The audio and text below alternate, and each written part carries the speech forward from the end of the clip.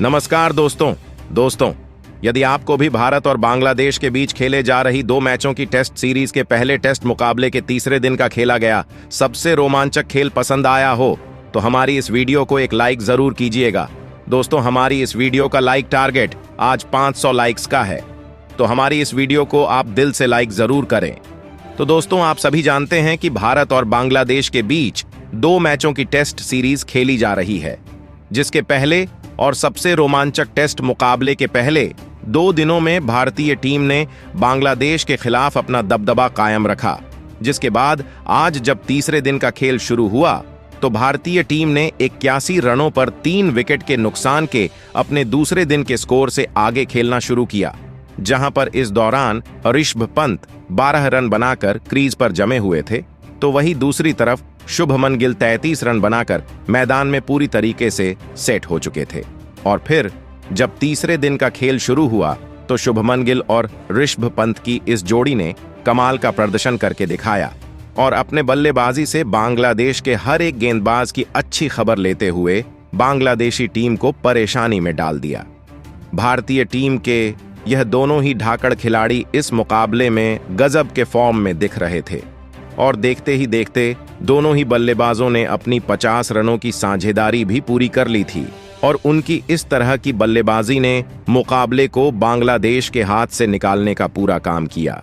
जहां बांग्लादेश की टीम पहले ही भारतीय टीम के खूंखार गेंदबाजी प्रदर्शन के कारण मुकाबले की पहली ही पारी में भारत से पहले ही पिछड़ चुकी थी और अब भारतीय टीम का हर एक रन बांग्लादेश की टीम को हार के नजदीक ले जा रहा था, क्योंकि ऋषभ पंत किसी बुरे सपने की तरह बांग्लादेश की गेंदबाजी की धज्जियां उड़ाने पर तुले हुए थे। और फिर तभी दूसरी तरफ सेट हो चुके शुभमन गिल ने इस मुकाबले में अपना शानदार अर्धशतक पूरा कर लिया, जो बांग्लादेश की टीम के ऊपर जले में नमक डालने के समान था। जहां बांग्लादेश की गेंदबाजी भारतीय टीम की इस जोड़ी के सामने पूरी तरह से नाकामयाब हो चुकी थी, क्योंकि अब यह दोनों ही खिलाड़ी खतरनाक बल्लेबाजी कर रहे थे। तो वही ऋषभ पंत ने भी ज्यादा देर न लगाते हुए शुभमन गिल के बाद अपना अर्धशतक भी पूरा कर डाला और देखते ही देखते इन दोनों बल्लेबाजों के बीच की साझेदारी शतकीय साझेदारी में तब्दील हो चुकी थी और अब दोनों ही खिलाड़ी अपने अपने शतकों की तरफ आगे बढ़ रहे थे। खास करके ऋषभ पंत अपने बल्ले से बांग्लादेश की स्पिन गेंदबाजी को अपना मुख्य टारगेट बनाए हुए थे और ऋषभ पंत इस मुकाबले में पूरी तरीके से अपनी लय पकड़ चुके थे और फिर ताबड़तोड़ बल्लेबाजी करते हुए ऋषभ पंत ने अपना इस मुकाबले का ऐतिहासिक शतक ठोक डाला था। जहां ऋषभ पंत की इस शानदार तूफानी पारी के लिए विराट कोहली तक ने खड़े होकर तालियां बजाकर खुशी जाहिर की। शुभमन गिल और ऋषभ पंत की यह साझेदारी अब 150 रनों का आंकड़ा पार कर चुकी थी, लेकिन तभी गेंदबाजी पर आए मेहंदी हसन मिराज ने शतक ठोकने वाले ऋषभ पंत को अपनी ही गेंद पर कैच आउट कर पवेलियन का रास्ता दिखाया।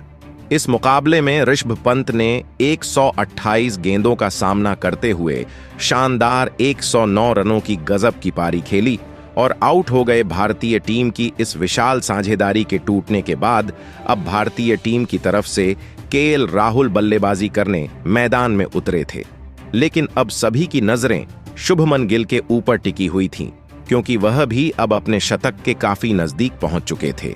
और फिर तभी शानदार बल्लेबाजी कर रहे शुभमन गिल ने भी अपना लाजवाब शतक इस मुकाबले में पूरा कर डाला और इसी के साथ ही भारतीय टीम ने अपनी लीड को अब 500 रनों के पार पहुंचा दिया था। दूसरे छोर से केएल राहुल भी अब बड़े शॉट खेलने लगे थे, लेकिन तभी भारतीय कप्तान रोहित शर्मा ने भारतीय पारी को घोषित करने का फैसला लिया और भारतीय टीम की यह दूसरी पारी को 287 रनों पर ही रोक दिया गया। इसी के साथ भारतीय टीम ने 514 रनों की लीड बांग्लादेश की टीम के ऊपर बना ली थी। अब बांग्लादेश को जीतने के लिए 514 रनों का लक्ष्य हासिल करना था। उसके बाद भारतीय टीम से मिले 515 रनों के विशाल लक्ष्य का पीछा करने बांग्लादेश के 2 दिग्गज ओपनर बल्लेबाज मैदान में उतरे। जाकिर हसन और शादमान इस्लाम के कंधों पर इस विशाल लक्ष्य का पीछा करते हुए अपने टीम को एक विस्फोटक ओपनिंग शुरुआत दिलाने की बहुत ही बड़ी जिम्मेदारी थी और बांग्लादेश के इन दो दिग्गज ओपनर बल्लेबाजों ने इस बार अपनी टीम को निराश न करते हुए भारतीय टीम की खतरनाक गेंदबाजी के सामने लाजवाब शुरुआत अपनी टीम को दिलाकर दिखाई। दोनों ही बांग्लादेशी खिलाड़ी शुरुआत से ही आक्रामक रवैये के साथ भारतीय गेंदबाजी पर प्रहार कर रहे थे, जिसने कप्तान रोहित शर्मा की परेशानियों को बहुत ही ज्यादा बढ़ा दिया था। और इसी के साथ बांग्लादेश की इस ओपनिंग साझेदारी ने 50 रनों का आंकड़ा भी पार कर लिया। अब भारतीय गेंदबाजी दबाव में थी। किसी भी हालत में इस साझेदारी को भारतीय गेंदबाजी को तोड़ना जरूरी हो गया था। जहां बांग्लादेश की यह ओपनिंग साझेदारी धीरे धीरे और भी ज्यादा मजबूत होती जा रही थी। जाकिर हसन और शादमान इस्लाम ने मिलकर अब अपनी टीम को 62 रनों पर पहुंचा दिया था। लेकिन तभी गेंदबाजी पर आए जसप्रीत बुमराह ने खतरनाक बल्लेबाजी कर रहे जाकिर हसन को यशस्वी जायसवाल के हाथों कैच आउट करवाकर भारतीय टीम को पहली सफलता दिलाई। जाकिर हसन 47 गेंदों में 33 रन बनाकर आउट हो पवेलियन लौटे। बांग्लादेश की इस खतरनाक ओपनिंग साझेदारी के टूटने के बाद अब उनके कप्तान नजमुल हुसैन शांतो बल्लेबाजी करने मैदान में उतरे और फिर सेट हो चुके शादमान इस्लाम के साथ मिलकर कप्तान नजमुल हुसैन शांतो ने बांग्लादेश की पारी को फिर एक बार आगे बढ़ाने की पूरी कोशिश करी।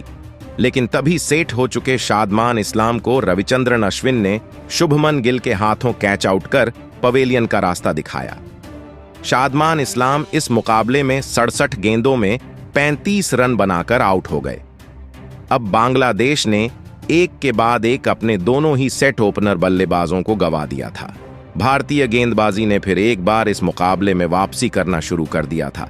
अब मैदान पर मोमिनुल हक बल्लेबाजी के लिए आए और फिर यहां से मोमिनुल हक और बांग्लादेश के कप्तान नजमुल हुसैन शांतो ने मिलकर बांग्लादेश की इस डगमगा रही पारी को संभालना शुरू किया और एक महत्वपूर्ण साझेदारी बनाना शुरू कर दिया।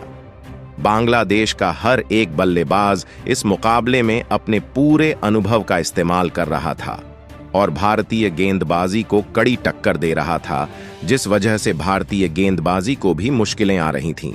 बांग्लादेश के कप्तान नजमुल हुसैन शांतो इस मुकाबले में गजब की बल्लेबाजी कर रहे थे। दोनों की यह साझेदारी अब 38 रनों की हो चुकी थी। लेकिन तभी गेंदबाजी पर आए रविचंद्रन अश्विन ने सेट हो चुके मोमिनुल हक को क्लीन बोल्ड कर उन्हें पैवेलियन की राह दिखाई।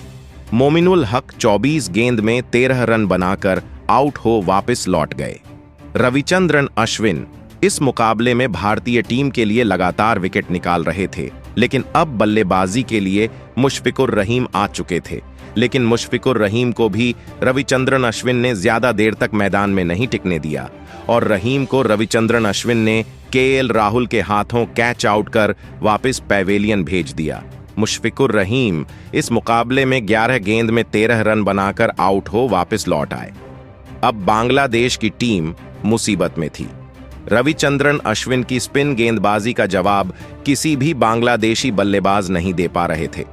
अब बल्लेबाजी के लिए शाकिब अल हसन मैदान आए थे, लेकिन दूसरे छोर पर बल्लेबाजी कर रहे और सेट हो चुके बांग्लादेश के कप्तान नजमुल हुसैन शांतो ने अपना इस मुकाबले का शानदार अर्धशतक पूरा कर डाला और फिर इस तीसरे दिन के अंत तक नजमुल हुसैन शांतो और शाकिब अल हसन ने मिलकर बांग्लादेश का और कोई विकेट गिरने नहीं दिया और इसी के साथ इस तीसरे दिन के अंत तक बांग्लादेश की टीम ने 4 विकेट के नुकसान पर 158 रन बना लिए हैं।